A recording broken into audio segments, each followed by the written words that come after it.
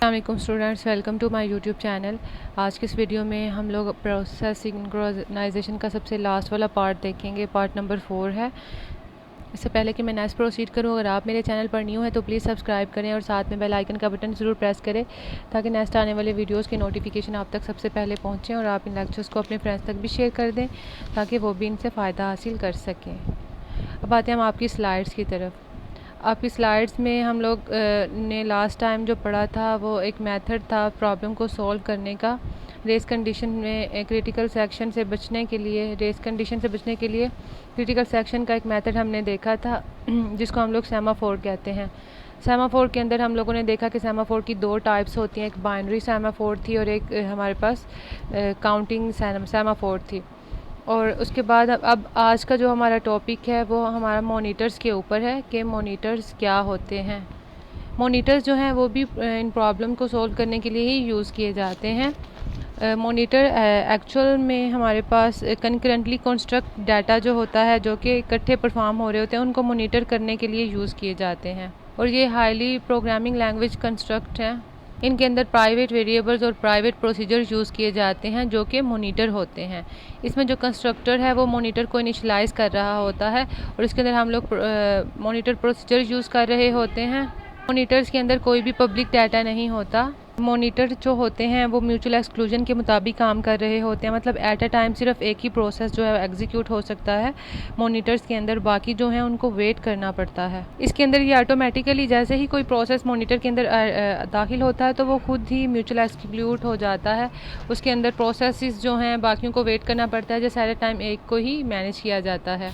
Monitors जो हैं वो सारे प्रोसीजर्स के लिए ग्लोबल होते हैं लेकिन पर्टिकुलर प्रोसीजर के लिए वो लोकल होते हैं। जो डाटा मॉनिटर के अंदर जाके हम एक्सेस कर सकते हैं उसको हम इंफॉर्मेशन हाइडिंग कहते हैं, जो कि मॉनिटर के अंदर पाया जाता है।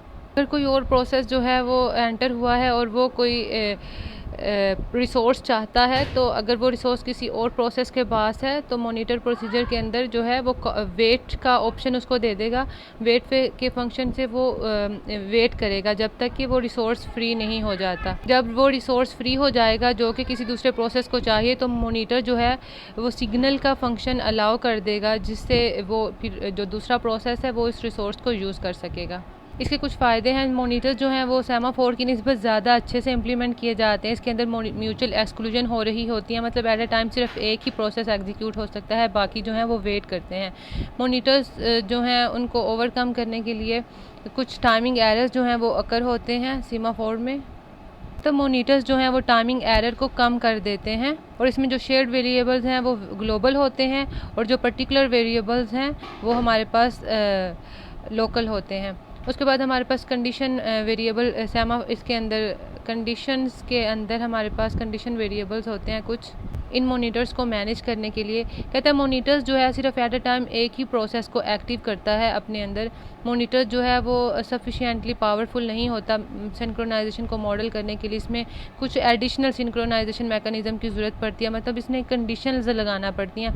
इसमें भी कंडीशंस के ऊपर दो ऑपरेशन परफॉर्म किए जाते हैं, एक एक्स वेट का और एक्स सिग्नल्स का। एक्स हमारे पास कोई भी वेरिएबल हो सकता है, मतलब अगर कोई भी प्रोसेस जो है वो पहले से टेकन है तो वो किसी दूसरा प्रोसेस किसी रिसोर्स की रिक्वेस्ट करता है तो उसको वेट का ऑपरेशन दे दिया जाता है कि तुम अभी वेट करो, जो तुम रिसोर्स मांग रहे हो वो किसी और प्रोसेस के पास है।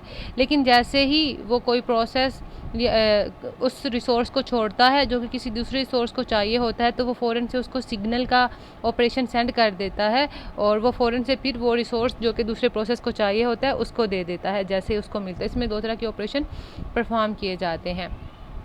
इसमें कुछ रीडर और राइटर्स की प्रॉब्लम आती हैं। कहते हैं मल्टीपल प्रोसेसेस के अंदर बाज़ दफ़ा ऐसे होता है कि मुख्तलिफ रिसोर्सेज जो हैं वो शेयर किए जाते हैं, जिस तरह रीडर और राइटर के, मतलब रीड भी लोग एक टाइम पे करना चाह रहे हैं और कुछ लोग राइट भी करना चाह रहे हैं सिमिलर टाइम पे, लेकिन एट अ टाइम तो सिर्फ एक ही ऑपरेशन परफॉर्म हो सकेगा, या तो कोई बंदा रीड उसको कर ले या फिर उसको राइट कर ले।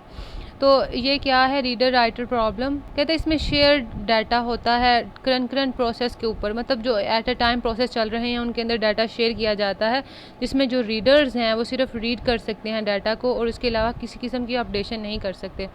लेकिन जो राइटर्स हैं वो रीड भी कर सकते हैं और राइट भी कर सकते हैं। प्रॉब्लम क्या है कि मल्टीपल रीडर्स को अलाउ कर दिया जाए कि आप सेम टाइम पे उसको रीड कर लो, ये तो सही है। लेकिन अगर हम सिंगल राइटर्स, लेकिन रीड तो कोई भी, सारे लोग भी रीड कर सकते हैं, लेकिन राइटर्स जो है ना, राइट करने के लिए सिर्फ एक ही को अलाउ किया जाएगा। एक टाइम में सिर्फ एक ही राइटर लिख सकता है किसी डाटा के ऊपर, सेम डाटा के ऊपर, लेकिन रीड सारे उसको कर सकते हैं। इस तरह से ये प्रॉब्लम्स हो जाती हैं बाज़ दफ़ा, तो इनसे बचना होता है कि एट अ टाइम सिर्फ एक ही बंदा जो है वो राइट कर सके, लेकिन अगर रीड करना चाहते हैं तो रीड जो है वो सारे कर सकते हैं। उसके बाद हम सेमाफोर्स और मोनीटर्स के बीच में कुछ डिफरेंस देख लेते हैं। जो सेमाफोर हमने देखा था वो इंटीजर वेरिएबल्स यूज़ करता है, इसके अंदर एब्स्ट्रैक्ट डाटा टाइप होती है। इसमें जो शेयर रिसोर्सेज अवेलेबल होते हैं, इसमें जो शेयर रिसोर्सेज हैं वो प्रोसीजर्स और ऑपरेशंस के बाद जो हैं वो शेयर किए जाते हैं। और इसके अंदर वेट का और सिग्नल का ऑपरेशन जो है वो परफॉर्म किया जाता है। इसके अंदर एक पूरा प्रोसीजर जो है वो फॉलो किया जाता है मोनीटर्स के अंदर। सेमाफोर जो हैं उनमें किसी किस्म के कंडीशन वेरिएबल नहीं होते, लेकिन इनके अंदर कंडीशन वेरिएबल्स पाए जाते हैं। आज हमारा ये जो हमने स्टार्ट किया हुआ था ये टॉपिक हमारा आज ख़त्म हो जाता है, जिसके अंदर हम लोगों ने प्रोसेस सिंक्रोनाइजेशन को स्टार्ट किया था। अब हम इनको फर्स्ट से देखते हैं कि हम लोगों ने अपने 4 पार्ट में इस लेक्चर्स को डिवाइड किया हुआ था, जिसमें हमने प्रोसेस सिंक्रोनाइजेशन देखा पहले पार्ट के अंदर, उसमें रेस कंडीशन क्या होती है। उससे नेक्स्ट फिर हम लोगों ने क्रिटिकल सेक्शन प्रॉब्लम देखी, उसके बाद semaphores. In critical section problem को बचाने के लिए हमने 2 मेथड यूज़ किए हैं, एक हमारे पास सेमाफोर है और एक हमारे पास मोनीटर्स थे। प्रोसेस सिंक्रोनाइजेशन में क्या होता है कि एट अ टाइम ज़्यादा जो प्रोसेसेस हों वो सिमिलर रिसोर्स को यूज़ करने की कोशिश कर रहे होते हैं, उनको एक सीक्वेंस में लेके आना, तरतीब देना, ताकि बारी बारी प्रोसेस एग्जीक्यूट करें, अपने ऑपरेशंस परफॉर्म करें। इस प्रोसेस को हम प्रोसेस सिंक्रोनाइजेशन कहते हैं। इसके अंदर हमने एक कंसिस्टेंसी लानी होती है और इनकंसिस्टेंसी ख़त्म करनी होती है। इसमें क्या होता है, जो एक ही डाटा को मुख्तलिफ जो रिसोर्सेज हैं, मुख्तलिफ प्रोसेसेस जो हैं वो उसको यूज़ करने की कोशिश कर रहे होते हैं। अब इसमें रेस कंडीशन क्या आती है, एक ऐसी अनडिज़ायरेबल सिचुएशन है जिसमें मुख्तलिफ जो वेरिएबल, मुख्तलिफ जो प्रोसेसेस हैं वो सेम टाइम के ऊपर एक ही डाटा को चेंज करना चाह रहे होते हैं। तो इस सिचुएशन को हम रेस कंडीशन कहते हैं। रेस कंडीशन से बचने के लिए हम ना क्रिटिकल सेक्शन प्रॉब्लम को इंट्रोड्यूस हमने करवाया था, जिसमें एट अ टाइम सिर्फ एक ही वेरिएबल एक्सेस कर सकता है डाटा को और उसको चेंज कर सकता है। इसके अंदर क्या होता है, इसमें क्रिटिकल सेक्शन में एंटर होने के लिए कुछ रिक्वायरमेंट्स हैं, कुछ रूल्स हैं, उनको फॉलो करना होता है। इसमें एक एंट्री पॉइंट होता है, एक एग्ज़िट पॉइंट होता है। एंट्री पॉइंट में कोई भी प्रोसेस एंटर हुआ है और एग्ज़िट में वो फिर निकल जाता है अपना काम कंप्लीट करते हुए। क्रिटिकल सेक्शन को अचीव करने के लिए हमारे पास 4 चीज़ों का होना ज़रूरी है। यहाँ पे बेसिक 3 दी गई हैं, चौथी जो थी वो हम लोग हार्डवेयर और स्पीड की अजम्पशन थी हमारे पास कि हार्डवेयर और स्पीड जो है वो फ्लेक्सिबल होनी चाहिए। ये कोई लिमिट नहीं लगा दी जाए कि इस हार्डवेयर के ऊपर ही बस आप परफॉर्म कर सकते हो, बल्कि किसी के ऊपर भी कर सकते हो। म्यूचुअल एक्सक्लूशन में क्या था कि सिर्फ एट अ टाइम एक प्रोसेस ही एग्जीक्यूट होगा, दूसरे वेट करेंगे। प्रोग्रेस कब अचीव होती है, प्रोग्रेस जो है वो बारी बारी सारे सीक्वेंस में आए, लेकिन इसमें प्रॉब्लम क्या होती है कि एक प्रोसेस ऐसा होता है वो जो ना खुद एग्जीक्यूट हो रहा होता है ना किसी और को होने दे रहा होता है क्रिटिकल सेक्शन में। तो बाउंडेड वेटिंग के अंदर क्या था, बाउंडेड वेटिंग के अंदर हमने देखा कि एक प्रोसेस जो है वो इन्फिनिटी तक एग्जीक्यूट होता रहता है, दूसरे प्रोसेस की बारी ही नहीं आती। तो ये तीनों चीज़ें जो हैं वो अचीव करनी है हमने। तो इनको अचीव करने अगर अचीव हो जाएंगी तो क्रिटिकल सेक्शन प्रॉब्लम हमारी सॉल्व हो जाएगी। उसके बाद इसमें 2 और मेथड यूज़ किए गए हैं, एक सेमाफोर, एक मोनीटर्स। सेमाफोर जो हैं वो 2 तरह के होते हैं कि हमारे पास काउंटिंग सेमाफोर हैं और दूसरे हमारे पास बाइनरी सेमाफोर है। बाइनरी को हम लोग म्यूटेक्स सेमाफोर भी कहते हैं। जो हमारे पास काउंटिंग सेमाफोर होते हैं वो n नंबर तक जा रहे होते हैं और उसमें प्रोसेसेस, और बाइनरी के अंदर सिर्फ 0 और 1 प्रोसेसेस ही होते हैं। इसके अलावा इनके अंदर 2 कंडीशंस पाई जाती हैं, एक वेट की और एक सिग्नल्स की। इसके अलावा सेमाफोर की हमने एग्जांपल्स देखी और बाद में हमने आज के लेक्चर में मोनीटर को डिस्कस किया कि मोनीटर जो हैं वो ज़्यादा बेटर तरीके से कैरी कर सकते हैं क्रिटिकल सेक्शन प्रॉब्लम को बचने के लिए। प्रोसीजर हमें ज़्यादा बेहतर तरीके से देते हैं। मोनीटर्स क्या हैं, उसके क्या फ़ायदे हैं। इसके अलावा इसमें कंडीशन वेरिएबल 2 तरह की कंडीशन, वेट और सिग्नल यूज़ किए जाते हैं। इसके अलावा इसमें रीडर राइटर प्रॉब्लम क्रिएट हो सकती है। उसके बाद हम लोगों ने सेमाफोर और मोनीटर का डिफरेंस देखा कि ये दोनों जो सोल्यूशन हैं क्रिटिकल सेक्शन से बचने के लिए उनमें कौन सा सूटेबल है, कि किसके कौन से ज़्यादा फ़ायदे हैं। तो उस मोनीटर के ज़्यादा फ़ायदे हैं।